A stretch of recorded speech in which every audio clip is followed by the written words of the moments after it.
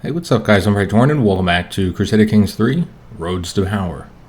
So in the Decisions tab here, we have the option to train for a tournament. So that's the first thing we're going to do in today's episode.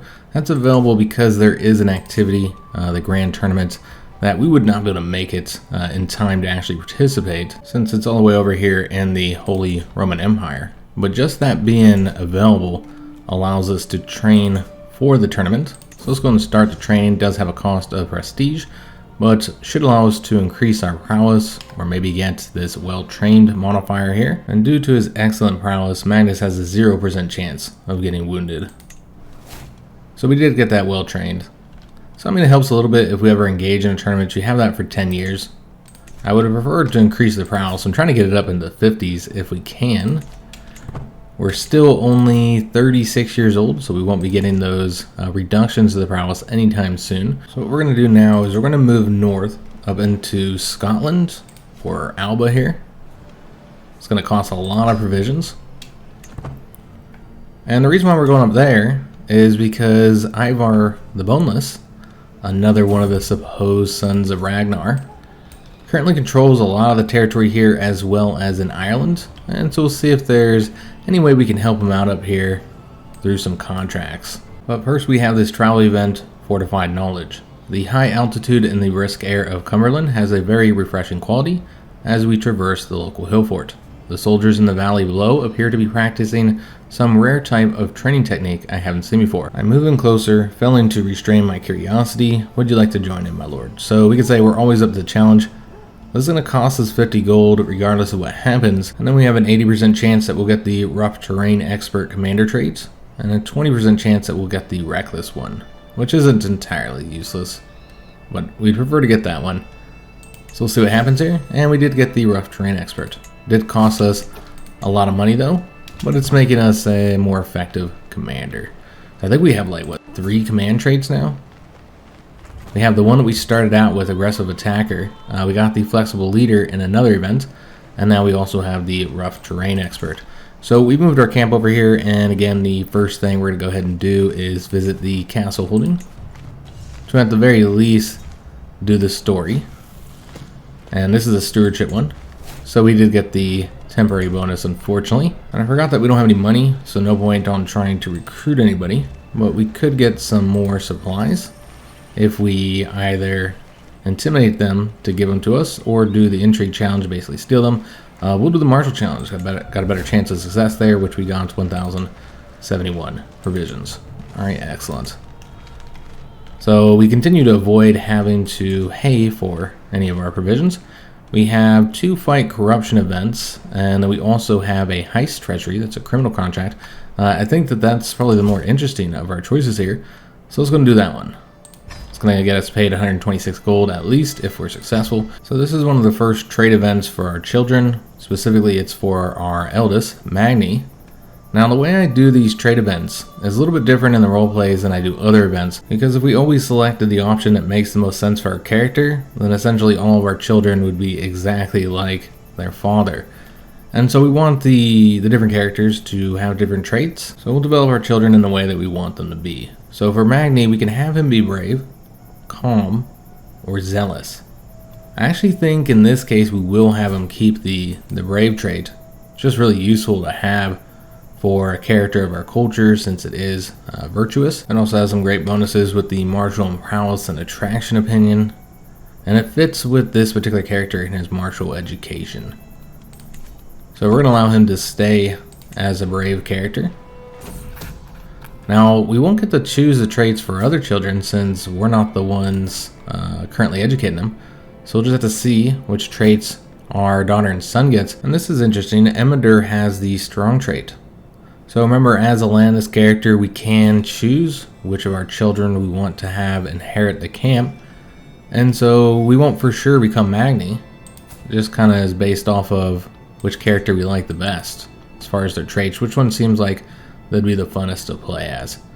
So yeah, let's go ahead and go with this option here. So the phases here are a little higher than I'd like at 28 days, but we can get up to 100% on the success chance. We'll probably have to go beyond the 5 advantages. We did get a martial perk. Also got an event here, learning from example. And he is at that age where a child absorbs everything and anything around him like a sponge soaking up water. Though present circumstances prevent me from giving him the finest of educations, the young lad seems no less eager to learn for it. Instead of the tutors and books that someone of more fixed wealth might feel entitled to, he roams the camp shadowing my officers and eagerly assisting them in their duties. A little nudge towards someone specific would likely do wonders for focusing his efforts. So interestingly, we have two Master at Arms options here. So I think that's a little bit bugged because it is two separate characters as well, Ulfr and Aki, which he has two options here. Essentially, we're choosing which skills we'd like to improve in our son. So either 2 points to diplomacy and martial, 2 points to martial and prowess, or 1 point to martial stewardship and prowess. So that's only a total of 3, while these ones give you a total of 4. I think this one here, my Master of Arms, is the best option for the way that we're designing him, as he's going to be focused on that prowess and martial like his father, which is one reason why we might end up playing his brother, is just to have a very different character here as our main. But yeah, let's go with that option. I think it's the most fitting. So we just need this to go through one more here to get the 5 advantages. However, that leaves us at 83%. I think it's worth, just given how bad my luck has been in this playthrough, I think it is worth trying to get the full 100%. So with this perk, we're going to get the Overseer trait, increasing our martial and stewardship. Also gives some play resistance. The control isn't really all that useful since we are not landed. And so now our martial is at 28 and our stewardship is 15. So around 100%, let's go and execute that scheme. Seize the moment. 100% chance of success. Got that 126 gold. Also got 10 trade experience in the Thief branch of Gallows Bait. Because of our high intrigue skill, we have an additional choice here where we can come back. There's plenty more back there to steal. So we can steal them in increments of 50. Upon returning, you will always be able to test your intrigue to steal more. You can also test one of the following at random: martial prowess or stewardship. Take stress to automatically pass the test. And if you fail twice, you will be imprisoned and your earnings will be forfeited. So yeah, we're going to go with this option here. Despite filling our pockets with silver coins stolen straight from Mayor Ivor's treasury already, there's plenty more value to be found in his castle: golden candle stacks, elaborate tapestries, the finest linen clothing, sacred text, and more. So we can say stay low, knives out. This is an intrigue challenge with a 91% chance that we'll get that 50 gold, 8% chance that we'll gain a breach. There's the prowess challenge, a little bit higher chance of success. Instead, we could go with the stress option, which ensures that you succeed. Or we could take our current haul and run, in which case we'd gain 32 stress because we're brave. So really better option to go with this, because you get that 50 gold, and you know, it's not that much more stress. But we know we're going to go with this prowess challenge. It takes a few tries for me to both batter the door sufficiently and do so without making too much noise. But I get there in the end, pushing the thing off of weathered hinges to reveal a compact room being used for largely miscellaneous storage. Not ideal, but as I'm in here now anyway, I search through it regardless and find just about enough to steal that this was worth my time after all. So we no longer have that same option available. We'd have to rely on Ulfr's prowess, which is just not as high. So 78% chance that this would work out. So probably better to rely on our own intrigue, 91% chance. Slitting the throat of a late rousing sentry, I catch the body and guide it gently, quietly to the floor, before kicking it over into the deepest shadow I can find. Wiping the blood off my blade, I toss over the poor fool's post. Some fancy embroidery here, a little silver there, it all adds up. Death for a good cause. So this is the last one, because there's only 48 gold left for us to steal. This is a stewardship challenge, so you wouldn't want to take that. Let's just use our intrigue again. That one's always available. And that's everything. So the mayor's in for a very poor morning when he wakes. Alright, so we got ourselves 148 gold from that, and it was a grand success. So now we need to return back home. We'll take a look, see if there's any construction that we can do. We really need to recruit more people into our camp, particularly more knights. You can see we only have 7 champions, and we can have quite a few. We can have up to 14. Another travel event we've already seen. We're going to go with the nature will provide for us because it's not using our own learning. And so we have a 93% chance that nothing happens here. Of course, there is a 6% chance that either we'll die or get ill. So let's go with that. Roll the die there. Before we do another contract, we're going to invest in our camp. We're going to get the internal upgrade for the campfire. Now, none of these are great, but they are cheap. And I think this is the best option here because it's going to reduce our stress gain. We also get night effectiveness per learning skill 1%. We don't have a very high learning at 9, but still, that's a nice bonus for only 60 gold. And then we also increase the opinion with all of our camp members, all of our camp followers by +5, and we'll get some increased piety.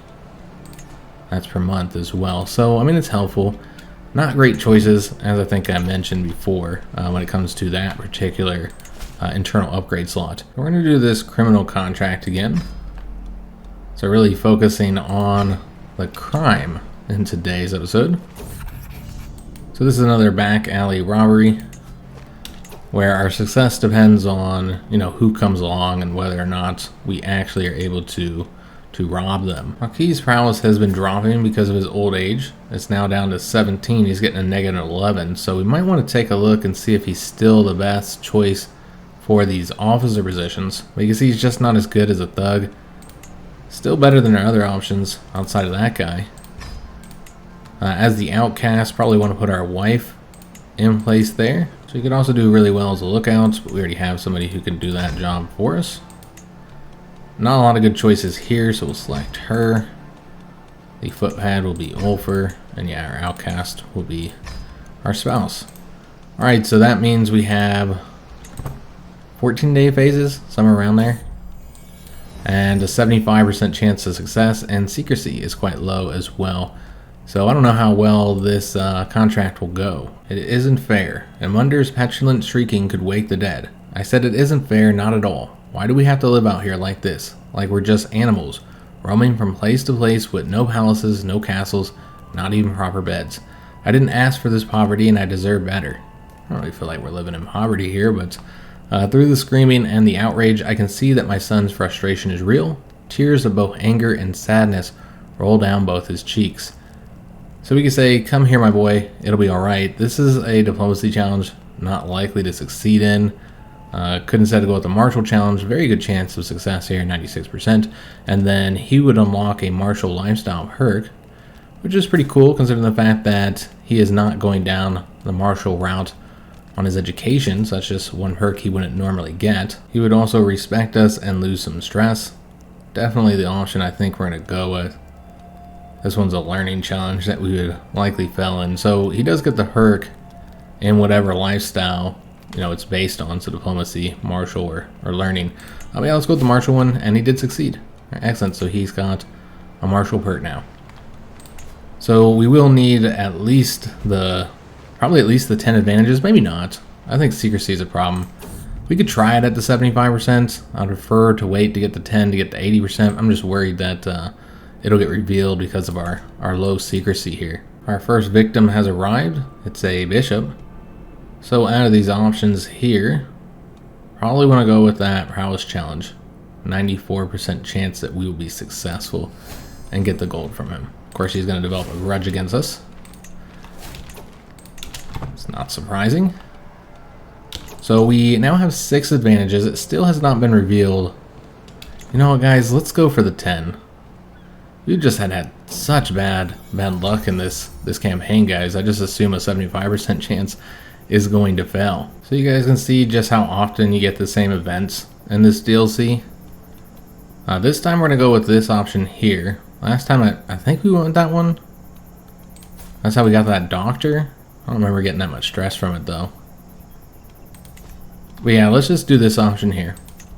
We're not as sorely needing followers as we once were. Our daughter learned a new language from her tutor, her guardian. So we just need one more phase here, guys, and then we'll have the 10. It looks like we have an additional option to rob somebody, Wolf Run. So let's go ahead and do the prowess challenge, although the intrigue's not too bad here at 85%. I guess her intrigue's really low, But yeah, I think the prowess is the safest option. Get us an additional 50 gold there.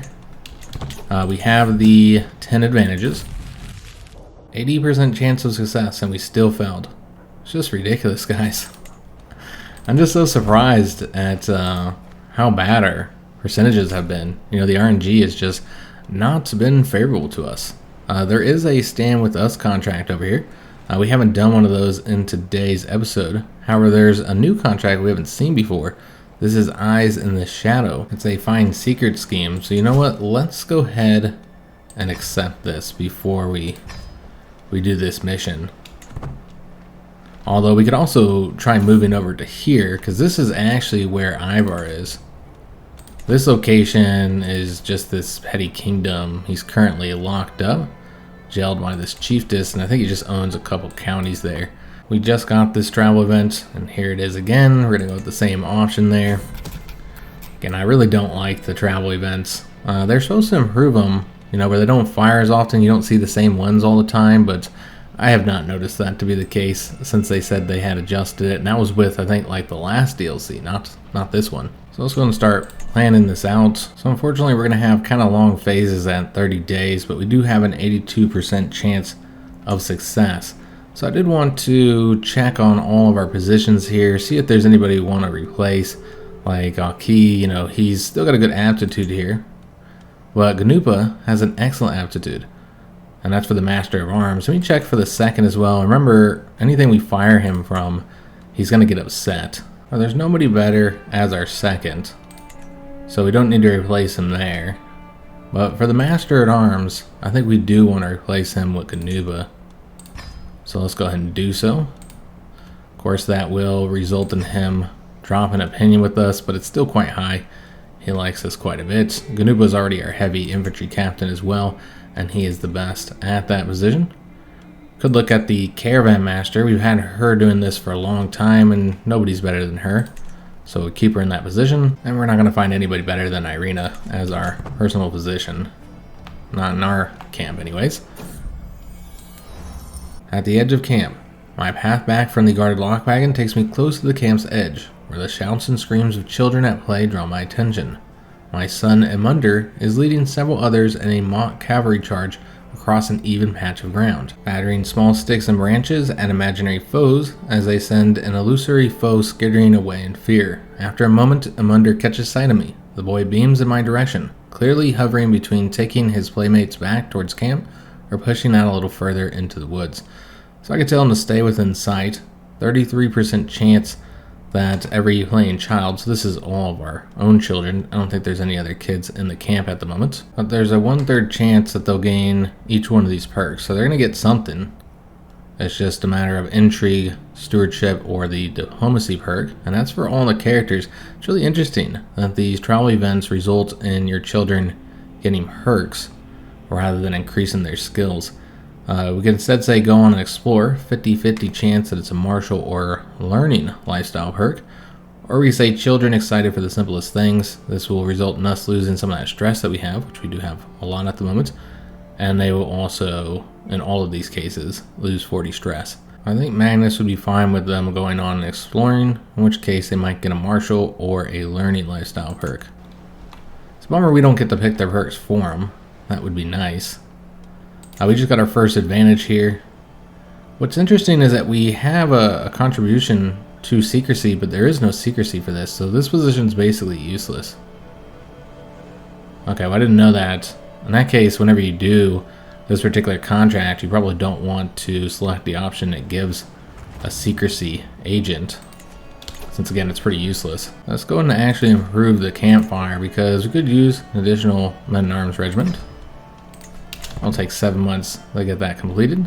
It's not really doing any mercenary work in today's episode, just completing contracts. So one more here and we'll have enough advantages, but we can get the percentage up, so we'll go ahead and let them. And maybe we should keep going to the 10 advantages, guys. Because you've seen we just have such terrible luck. Over is no longer our master of spoils. Ganuba has gotten the nickname the Chase. Let's see what happened over here with this position. Alright, so we could put Ganuba in there. He's already got 2 positions, but there's nobody else better. So I guess we'll give him this one. I prefer to spread him out a little bit, but all our followers are getting quite old. I think that's what's going on here. And our wife is pregnant again. Well, that's surprising. She's 38. So I was thinking we were done with having children, at least between me and her. Well, it looks like she's going to give us 1 more child. So that's exciting. So 1 more phase here. And we did get another event for our children. They say children react more than anyone else to the places they find themselves. It's fortunate for my daughter Saga then that she finds herself in the company of the most hardy champions, vicious sellswords, and dogged soldiers that I've been able to gather. A fine environment for a young girl to grow up in. One where she seems determined to take its many lessons to heart. So we can say she'll be a warrior someday. This results in her getting one of these 4 traits here. Though there is a 20% chance she doesn't get anything. So she could become brave, content, callous, or gregarious. We could instead go with the martial challenge. 95% chance we would increase her martial by 2. 5% chance that it only goes up by 1, which is still helpful. Or instead say, stop that girl. She'll gain stress while we will gain prestige. Since we're not her guardian, we don't get to pick her traits, and so this will allow us to have some influence on it. She currently has the calm trait.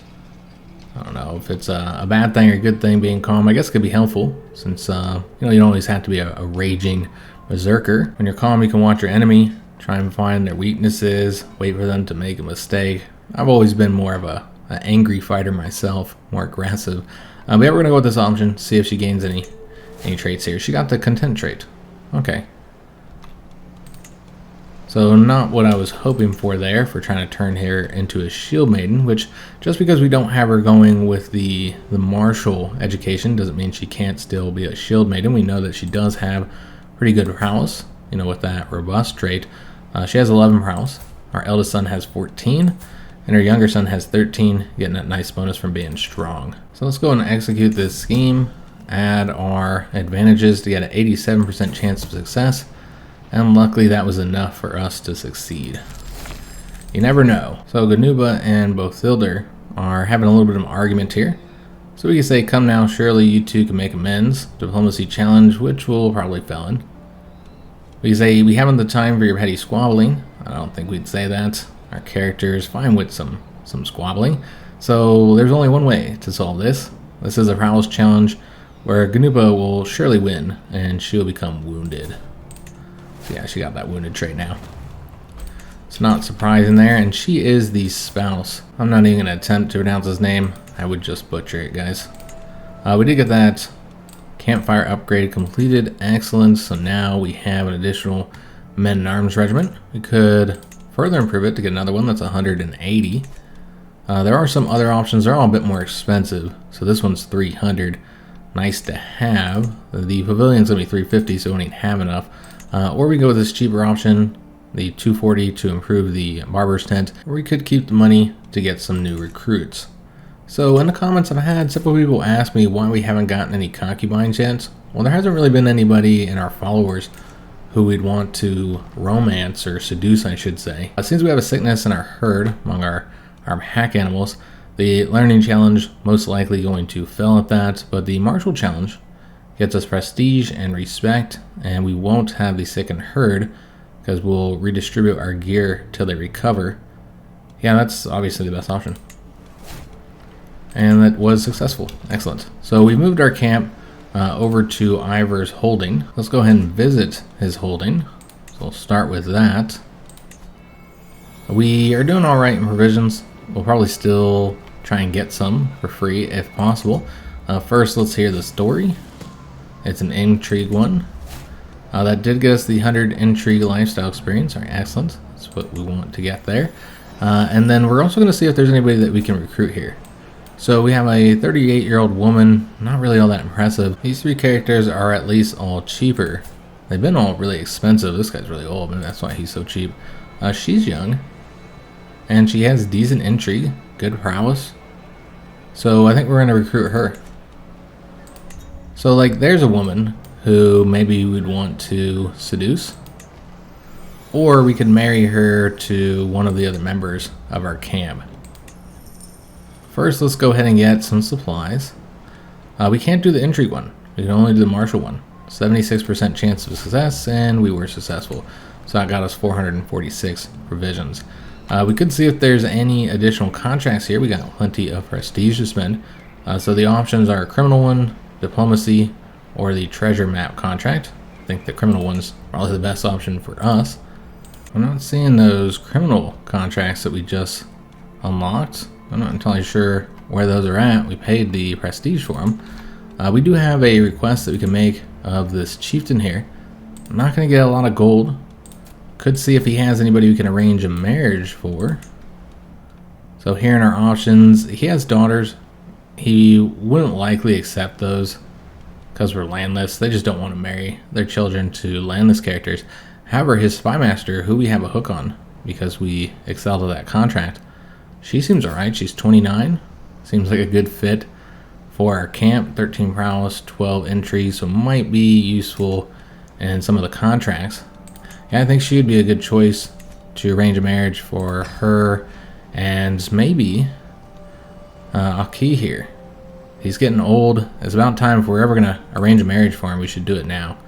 So yeah, let's go ahead and do that. Unfortunately, this would not be accepted because she's too important to the chief.